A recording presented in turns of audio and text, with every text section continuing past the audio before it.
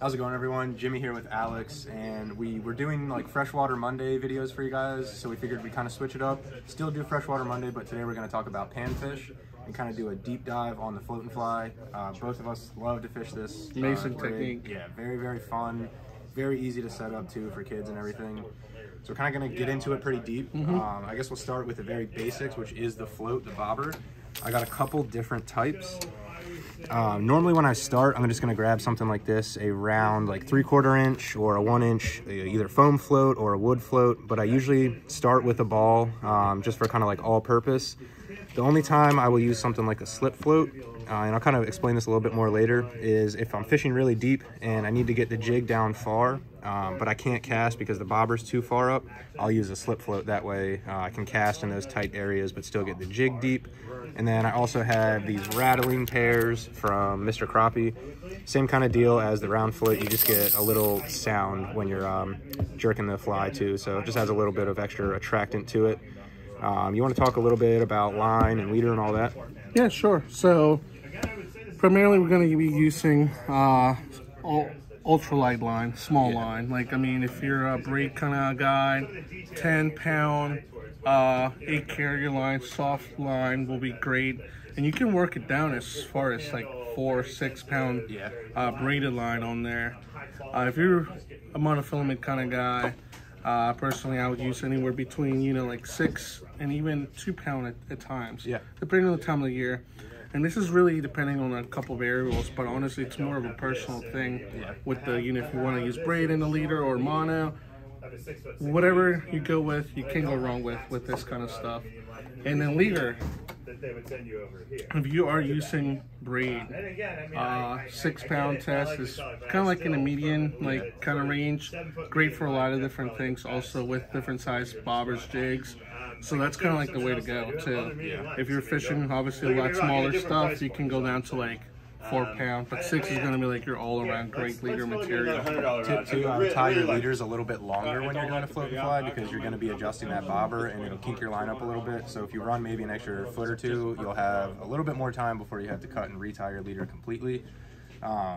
So that covers the bobbers and the line. We'll kind of get into what to put underneath the bobbers. Oh yeah, the good stuff. Yeah, so I am almost always going to start with a feather jig. That is going to be the first thing I grab when I'm setting this rig up. 32nd ounce is my personal favorite. Just the rate of fall on it is perfect. Crappie, bluegill, I've even caught largemouth bass, pickerel, everything will eat a feather jig under a bobber. Just about everything, especially in the winter when it's cold. You can suspend that bait and this fish will just kind of go crazy for it. Color wise, if I could only have 2 of these, I would go blue and pink in the 32nd ounce. This is where I'm always going to start. I'm going to put everything else on after I try these, and if I don't have luck on these, then I'll switch over. When I do switch over, I'm going to usually maybe try something with a little bit more action, something like a plastic. So these are Slurpees from Northland Tackle. Looks like it wouldn't be the best lure, but I promise you the crappie tear these things up under a bobber. They have almost like a tube, like from the largemouth bass guys. So they kind of swirl and spiral on the way down after you jerk them. So that's a really good one that I like to use also. And then I know you really like the Bustum Stingers. Yeah, also. Bustum Stingers on just a small jig. I actually even like to adjust these where you can actually cut the tail, just cut it off and use the tail itself. And it gives it that little bit more wobble without having that big profile on there. And you can just use like these Captain Birch like 1/32 ounce jigs on there. Works great. One little thing I like to do personally sometimes, I actually like to get like little tiny flies, like actual flies. Yes. And do almost like a dropper loop above them. So have like your feather jig or your jig with a little tiny fly above it. And that just makes it fun when you're out there and, you know, you're into a whole bunch of school of like crappie or bluegill and you're just trying to get into them pretty well. The other thing I like to use too, Gulp minnows. Yes. Or they have a lot of actual offerings that we carry here in the store. And they have curly tails, I believe, and some other types. And as we all know it, and if you don't, Gulp, all that scent attracts fish. So I'll actually put that on a jig just by itself, put it under the bobber, and just twitch it. And this is one of those things whenever I'm struggling, can't really find anything out there, or the fish are there and being finicky, sometimes that juice actually gets them going. It's nice to have the tub too, so even if you have any of these other baits, you can take that bait and just dip it into the gulp juice. That scent will still work on everything else. So they're just convenient to have in the bag too. Another classic, the trout magnet. Keeping with the kind of plastics theme, just a really, really small light jig head. The bluegill especially, I have really good luck on those. Couple Tide versions. We have the Captain Bert's Perch Candy Jig. I've had good luck on those too. We got a ton of different colors, but like I said, I'm usually going to start with the blues and the pinks. And then we also have a tungsten fly jig that is made by VMC. That's similar to the fly that Alex was talking about, just something on very small profile with some hair that kind of wets back and gives that natural minnow presentation. And then lastly, maybe you are trying everything, but they just want something a little flashier. That's when I would go to the gypsy jig or some type of hot flash skirt in a lighter jig as well. Now, one thing, I guess, besides the tackle, let's tell them where they can use this. I mean, you can use this in ponds, streams, tidal water here around here, like any rivers. Tell them a little bit of where, like, the areas where you're using this. Yeah, so locally to us, ponds, Harding Farms, Waterworks Park, Lake Waterford, places like that.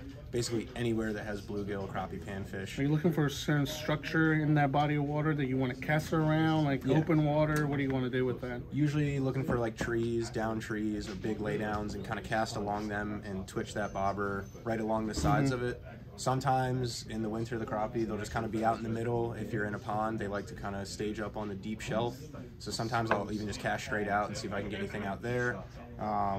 Same with the rivers around here, or on the other side of the bridge too, Tuckahoe, Chop Tank, the Chester River, all those rivers that have a good perch spawn or a good panfish spawn, these kill it.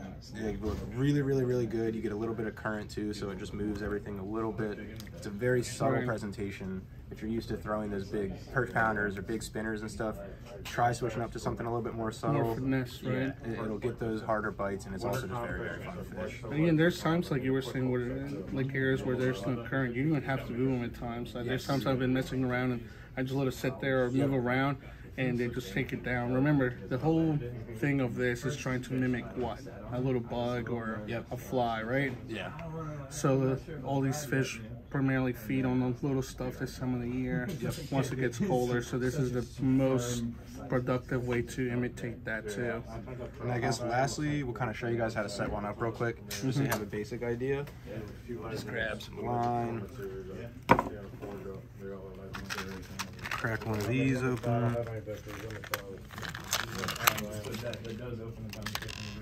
So I'm just going to take this and tie it on with whatever knot you like. I'm just going to do a uni. If you want to feel it, I would say that opens that door back up. Cinch that down. I'm not going to cut the tag in just because we're doing a video. Then you're going to take your bobber. And the distance of how far you want to put your bobber up, you're kind of going to want to play with, but I usually start about a foot and a half. And then all you got to do is just take the bobber. And a little trick too, if you take the line and wrap it around 2 times instead of 1, that's a good tip. It'll stay on there a lot longer and it won't slide. Yeah, it'll slide.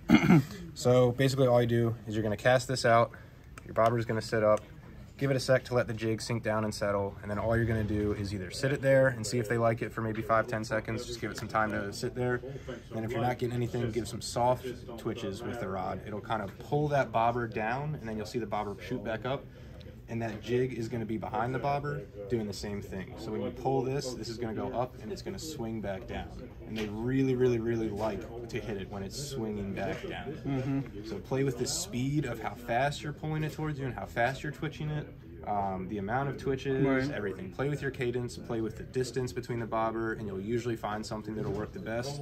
But it's that simple. All you got to do is tie this on, put the bobber on top, and just sit it out there. It looks very odd, I get it, but it works extremely well for these winter panfish. Simple, easy, productive. Yeah. I mean, it's one of the easiest techniques out there. So Anything else we got there, Jimmy? I think that about wraps it up for me. All right, so that's all we got there for you guys. Remember, any more questions or anything, come into the store, talk to us. Yeah. And if not, leave a comment, and we'll see you guys when you get here.